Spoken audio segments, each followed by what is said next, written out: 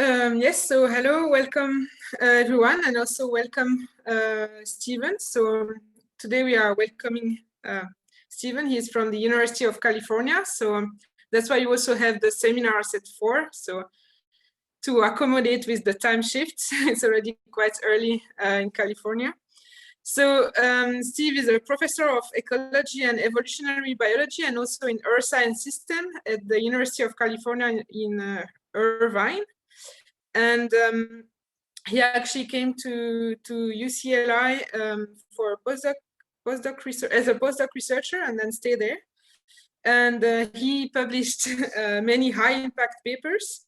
And in his research, so he's exploring the functional roles of microbes in ecosystems using a mix of theory, experiments, and also mathematical models.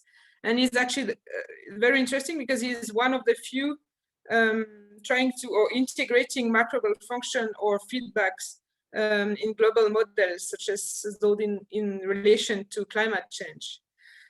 So welcome, Steve, and I'm really looking forward to hear you talk on trade-based strategies and droughts response in microbial communities.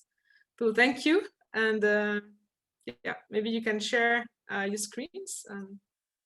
Thank you. Yeah, thanks so much for inviting me and for having me. It's great to have this opportunity to relatively easily interact around the world and give a seminar to all of you. So let me share my screen.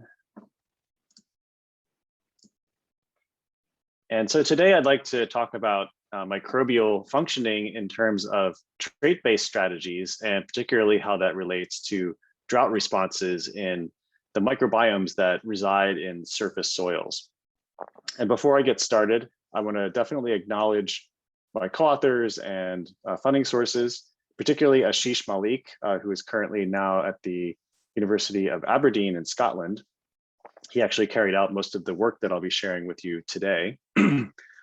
I also want to acknowledge other collaborators at the Lawrence Berkeley National Lab up in Berkeley, California, Owen Brody and other colleagues there who did a lot of the metabolomics work that I'll share today. And also my colleagues at UC Irvine, who I've been collaborating with for over 10 years now on these types of projects where we're trying to understand the functional role of microbes in ecosystems. And finally, I want to recognize funding from the DOE Genomic Science Program, which again has funded this work over a decade now and really helped us to advance the knowledge of microbial systems and physiology in ecosystem processes.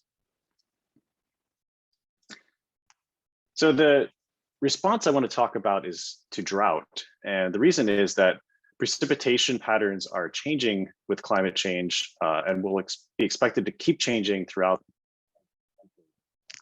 This is a particularly important issue here in California, as well as other parts of the world, especially semi-arid regions. But we recently experienced a mega drought that lasted from about 2011 to 2015. So this is just an image showing that last portion of the mega drought in 2015, where we had extreme drought conditions over much of the state of California. And the study I'll talk about today is actually located here, right in Irvine, which is in Southern California near Los Angeles. And this is an area where we're expecting, again, to see increases in the frequency and intensity of severe drought. So as an ecologist and a microbial ecologist, I'm particularly interested in how microbiomes, such as those that live in the surface of soil and regulate carbon and nutrient and other element cycling, how they're going to respond to this drought perturbation.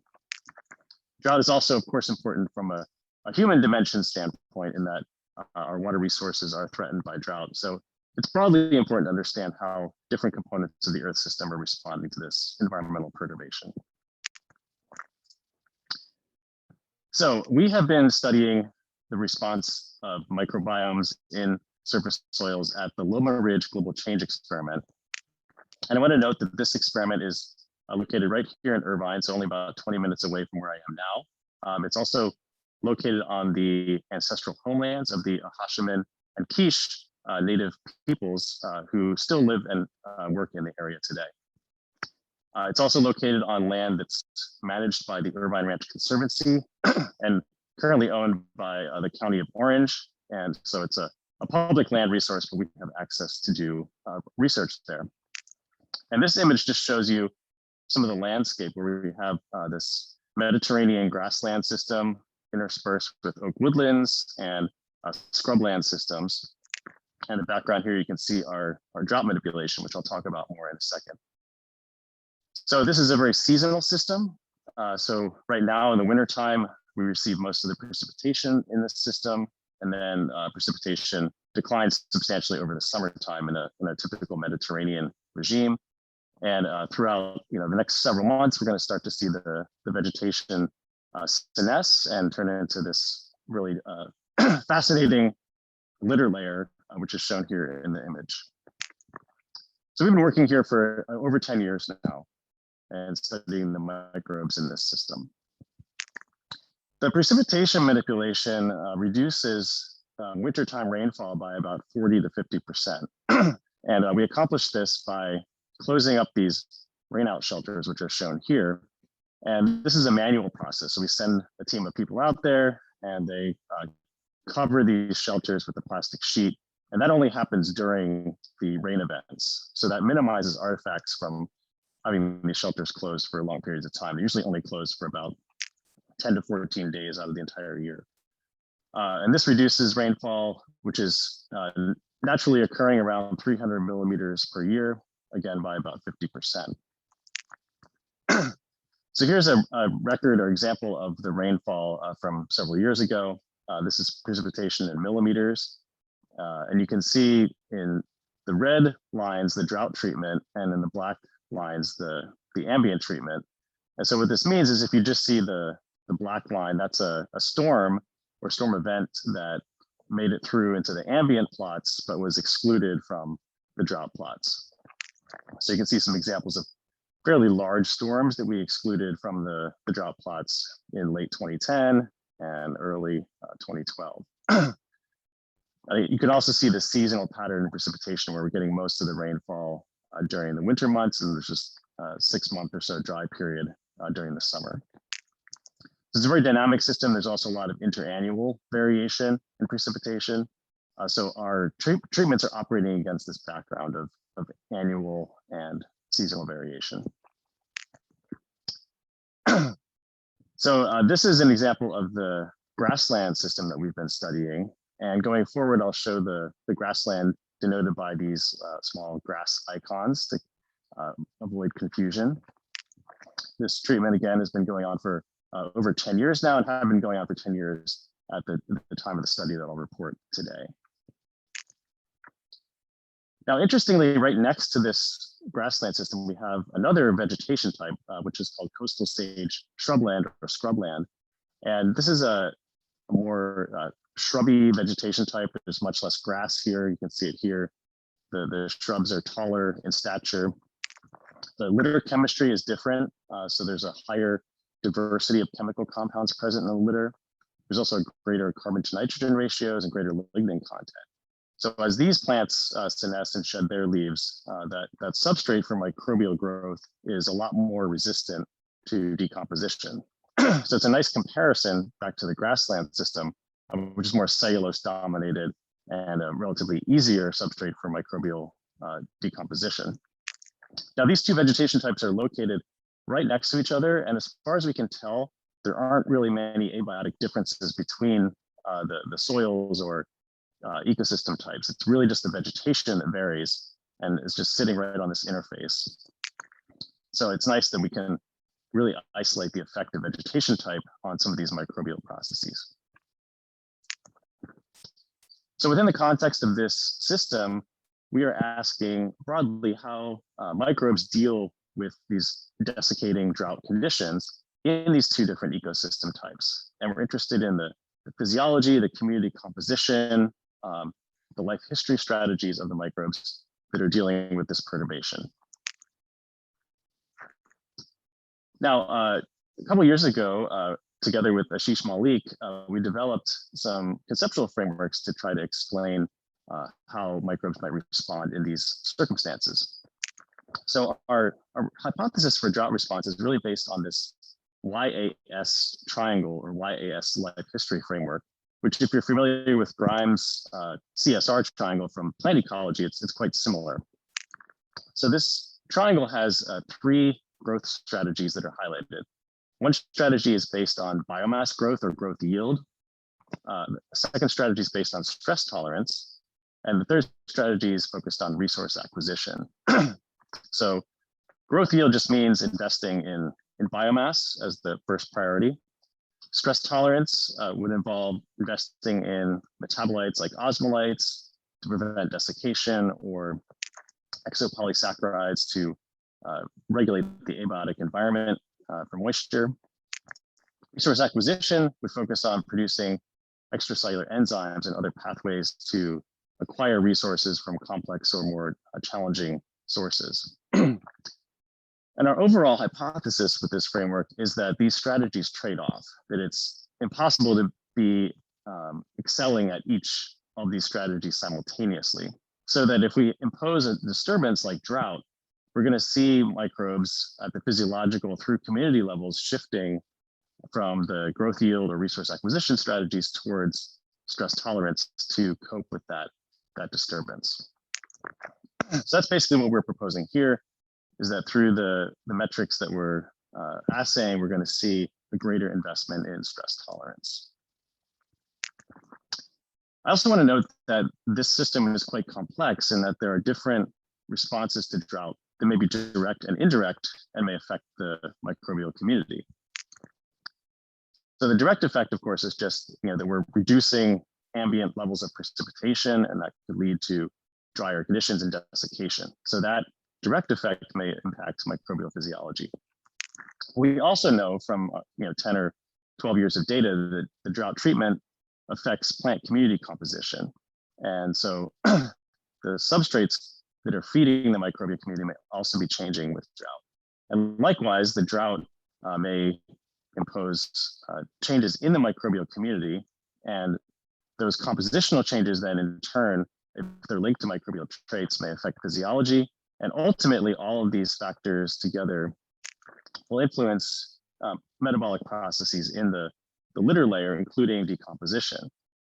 So this is a combination of microbial physiological changes as well as the substrate changes from shifts in the plant community. So overall, we want to understand what are the mechanisms that are altering microbial metabolism in response to drought. So here's the experimental design. Again, just to summarize, we have in this experiment 2 vegetation types, the grassland and the shrubland. We have these 2 precipitation treatments, the drought treatment or reduced precipitation treatment, and the ambient treatment, which I'm going to show in blue. I'll note that we also have other treatments at this system. It's actually fully factorial with added water and added nitrogen as well, but we didn't focus on those treatments for the study I'll show today. So here's the study that Ashish carried out, and beginning in 2017. And what he did was to set up a litter bag decomposition experiment to look at the metabolic responses and the community level responses of microbiomes to the drought treatment. So here's a timeline for that experiment. We initially were imposing the treatments as we had been for 10 years before during the winter time, so throughout the winter and spring. So this indicates that rainout shelters were deployed for some of those storms.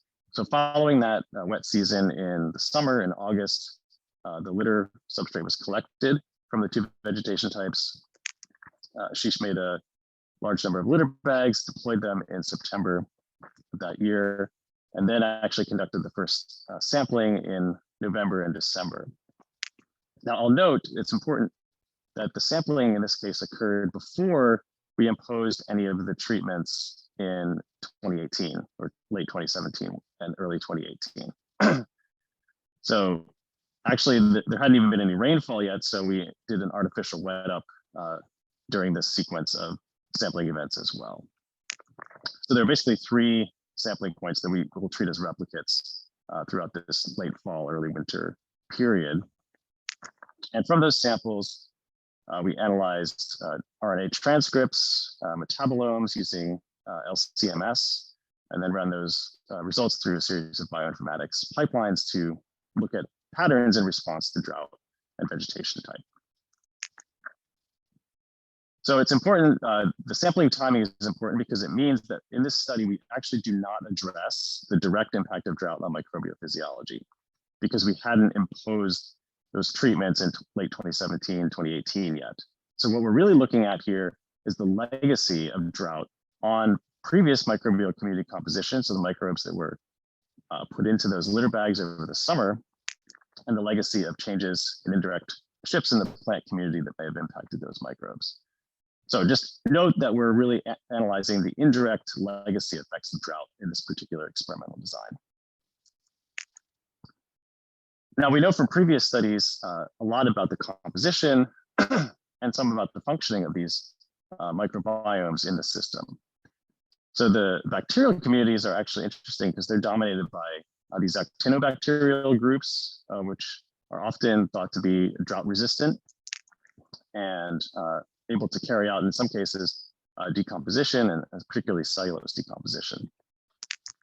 The fungal communities are highly dominated by Ascomycota, so molds, and you can actually see some of these molds out on the standing litter during the summertime. So they kind of colonize the surface litter and are really a prominent component of that microbial community. We also know that there are functional consequences for decomposition of these different microbial communities.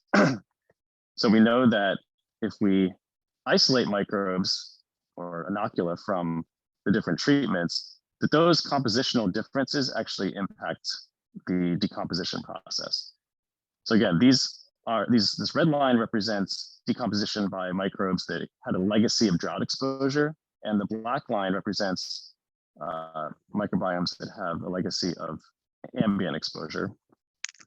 And so what this shows is that decomposition is lower in those communities that were previously exposed to drought.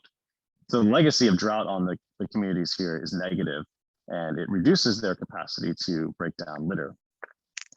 And in the past, we tested this hypothesis or generated these results with these microbial cages that allowed us to manipulate microbial composition independently of the other indirect factors and direct factors that I mentioned.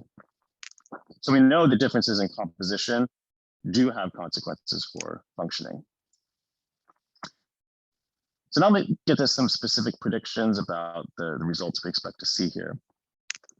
First of all, we expect that both RNA transcripts and metabolites should vary based on the litter type, the vegetation type, and the precipitation treatment. So if we put this in ordination space, where points on ordination that are further apart represent more distinct communities or metabolite profiles, we expect to see the vegetation types grouping together. So the grass over here, maybe the shrubs over here, and the precipitation to be grouping together as well. So the drought treatment up here and the ambient treatment down here. So here are the actual results that Ashish and others generated. We see that definitely drought does have an impact on transcription, and this ordination shows that pretty clearly, especially by vegetation type. So grass transcripts or transcripts from microbes that are growing on the grass substrate are up here. This is the microbial community on the shrub substrate. So there's a very big difference between those two vegetation types. But interestingly, we also see a drought effect, but that is really only occurring in the grass vegetation type. So there's a strong vegetation by precipitation interaction in this data set. So basically the drought treatment is up here and the upper quadrant, and then the ambient treatment is down here in that grass vegetation type. So there's definitely evidence for a drought response in terms of transcription, but mainly only in that grass litter type. And again, I'll remind you that this is a legacy effect of drought because we hadn't actually imposed the abiotic treatments during that time period. So we're really looking at that carryover effect from previous changes in the microbial community and the plant community. We also looked at metabolites using that LCMS analysis. And this was a really interesting analysis as well. We saw basically a similar pattern to the RNA transcription. In this case, there was also a drought effect in the shrub vegetation type. But if you note, based on the position in this ordination, the changes that are happening in response to drought are quite different in the grass versus shrub system, because the drought in the grass on the grass substrate is up here and it's down here for the shrubs. But again, a strong interaction effect here. So we can get into those data a little bit more here. And what Ashish did was to come up with some indicators, metabolic indicators of drought versus growth strategies. So thinking about that YAS triangle. And this is just a heat map showing the relative abundances of some different metabolic compounds. So on the left half of this heat map, we have the grass vegetation type, and on the right half is the shrub vegetation type. And then we further divide that into the ambient and reduced precipitation or drought treatments here. And on the top half of the heat map, we have the indicators of drought treatment. So that's why those are shown here in red. And on the bottom half, we have indicators of growth. And you can see those compounds listed here. So what this emphasizes is that, first of all, there is a drought response, and we're seeing it actually in both vegetation types. So here are some of the indicators of drought in the grass vegetation type, and here are some of the indicators of drought in the shrub vegetation type. But these are different indicators, right? So the 5-oxyproline is the indicator of drought in shrub vegetation, for example, and ectoine is an indicator of drought in the grass substrate type. The growth indicators really are only distinguished between within the grass vegetation type. So now we can take a look at some of these specific indicators and their relationships to one another. And if you remember back to our conceptual framework, what we would predict is that there's a trade-off between these different metabolites if they're representing different microbial life history strategies. So for example, if we have a dry adapted physiology or a dry adapted community type, we'd expect to see higher levels of stress metabolites such as ectoine and lower levels of growth metabolites like amino acids and nucleosides. So because they can't specialize on everything at once, we expect to see this trade-off or negative relationship between stress metabolites and growth metabolites. So if we pull out those metabolic indicators, we can evaluate that prediction. So this is the result for indicators in grass on the grass substrate. And here we have ectoine on the y-axis and some growth indicators, an amino acid and a nucleoside here. And as expected, we see this negative relationship.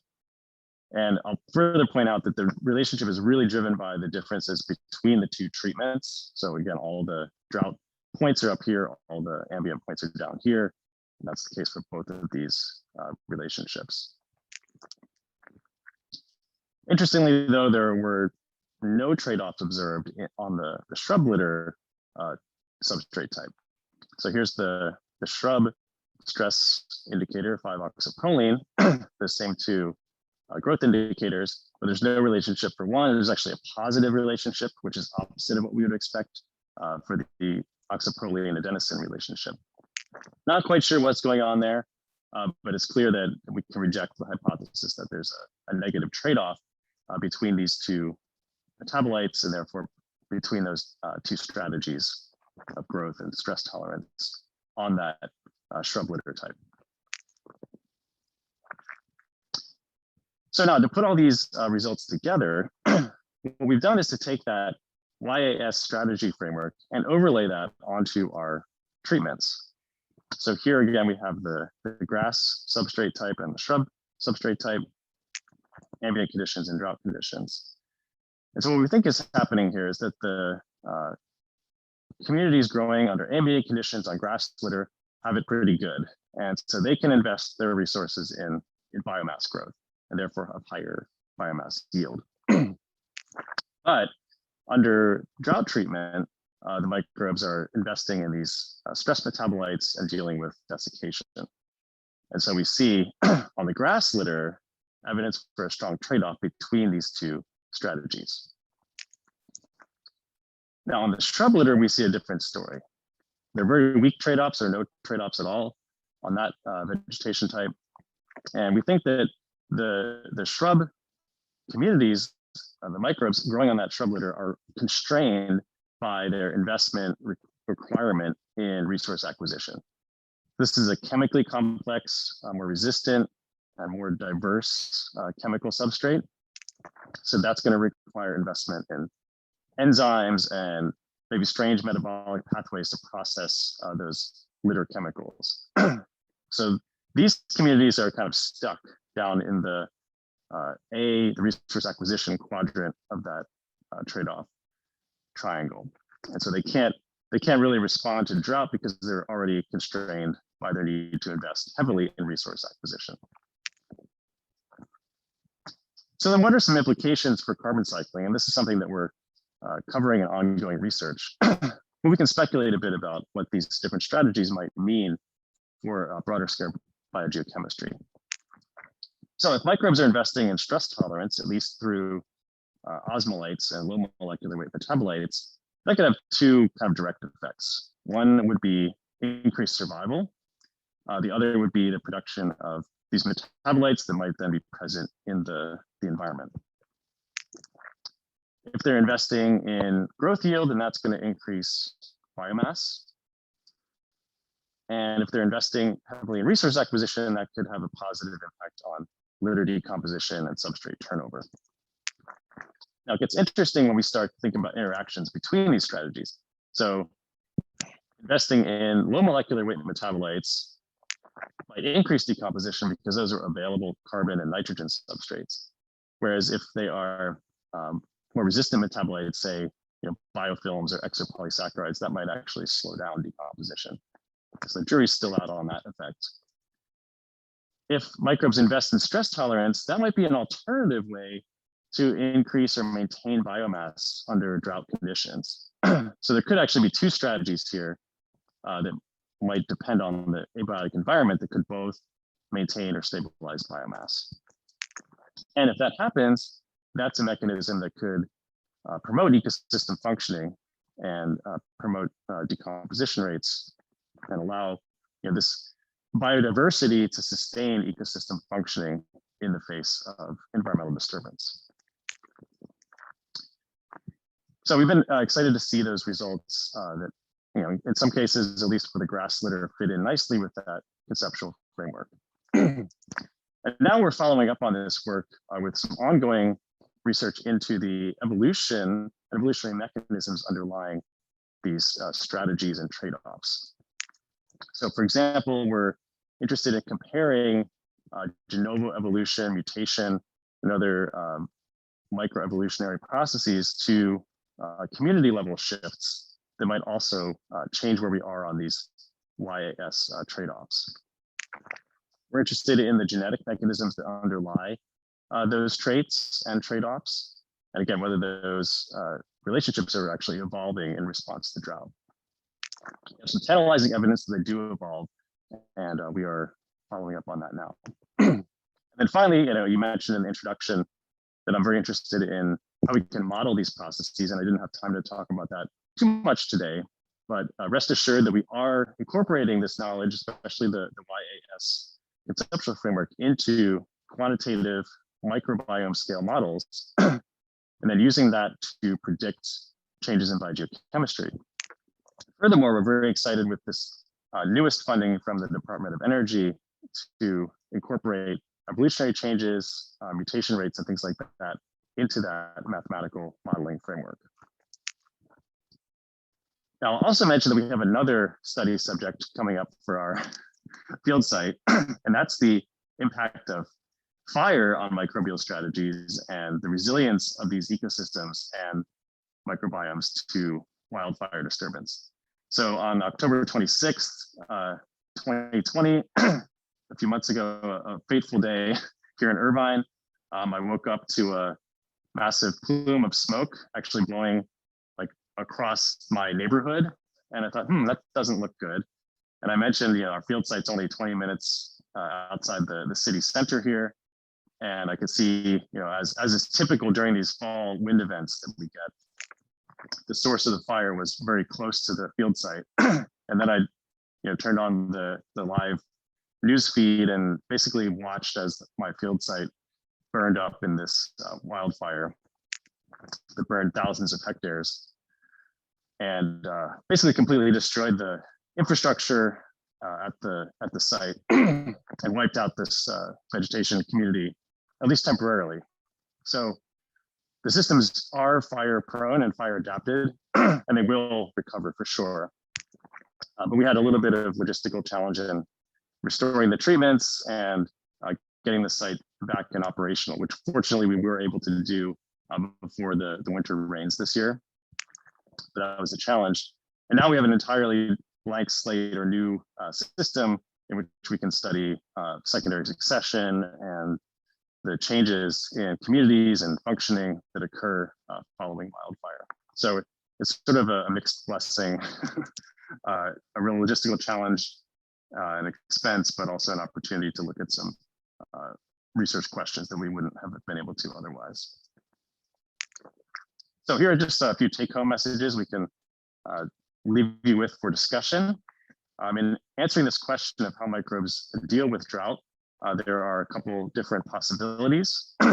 So in the grassland litter type, the microbes seem to be able to tolerate drought, but this is at the expense of growth yield.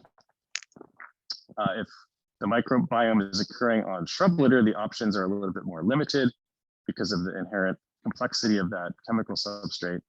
And so we don't see as strong a response to drought in that case.